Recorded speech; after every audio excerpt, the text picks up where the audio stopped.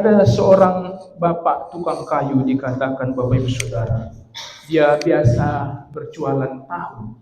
Ya, kok tukang kayu tadi? Tahu. Dia biasa berjualan tahu, dikatakan Bapak Ibu Saudaraku, setiap pagi dia selalu mempersiapkan tahunya, lalu dia pergi naik angkutan umum ke pasar, dia jual. Setiap hari begitulah yang ia lakukan untuk memenuhi kebutuhan hidupnya, dan sebagian ditabung untuk sekolah anaknya.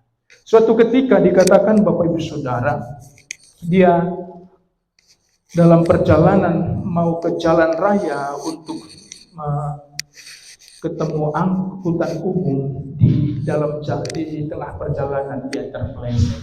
Ya, dia terpeleset dan kemudian tahunya tumpah, semuanya jadi rusak, kena pasir, kena tanah, tidak laku lagi.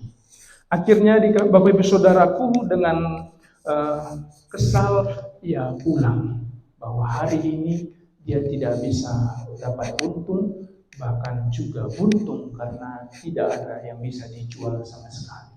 Padahal hari itu adalah penting bagi dia, karena harusnya dengan untung dia hari itu dia bisa menggenapi untuk membayar uang sekolah anaknya. Tapi ternyata terjadi peristiwa di mana dia terpeleset dan semuanya jatuh.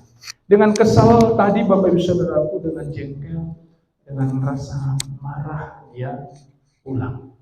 Nah, kemudian dikatakan Bapak Ibu Saudaraku, setelah sore hari, kemudian dikatakan dia didatangi oleh seorang tukang bebek yang pemelihara ternak bebek.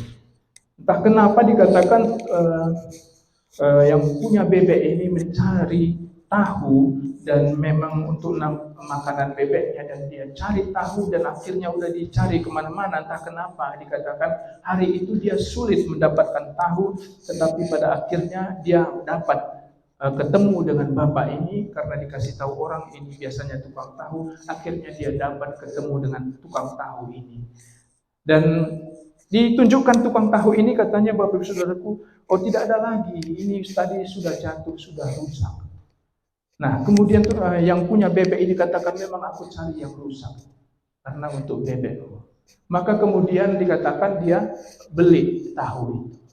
Ya, oke, saya beli semuanya dengan harga tidak rusak, dia beli semuanya, Bapak Ibu Saudara. Lalu bapak yang tukang tahu ini tadi dalam hati, dia mulai merasa, Tuhan ampuni aku tadi sempat marah, sempat jengkel, ya, sempat jengkel dalam hati. Nah, singkat cerita Bapak Saudaraku, setelah tukang bebek ini pergi, dikatakan datang lagi berita. Dia dengar berita, ternyata dikatakan bahwa pada hari itu, ya, mobil yang biasa ditumpangi itu dikatakan mengalami kecelakaan, dan semua penumpangnya tidak selamat. Dia akhirnya selamat karena dia terpeleset, karena dia tidak jadi pergi.